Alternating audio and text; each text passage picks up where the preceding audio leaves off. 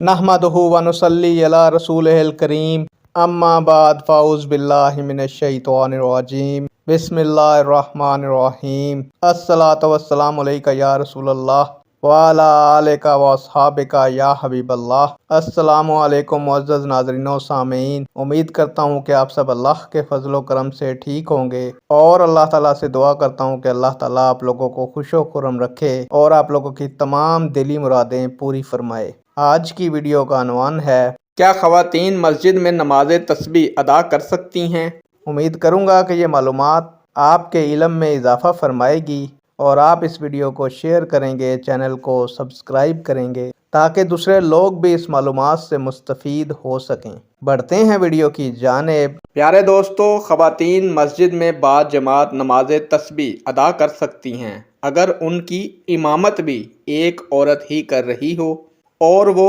आगे बढ़कर खड़ी नहीं हो, यानी वो सफ़ के दरमियान में खड़ी होगी जो इमामत कर रही होगी। तो इस तरह ख़वातीन मस्जिद में नमाज तस्बीह अदा कर सकती हैं। नेक दुआओं के साथ आपसे इजाज़त चाहूँगा। अल्लाह ताला आपका और मेरा हामी और नासिर हो। अल्लाह हाफिज़।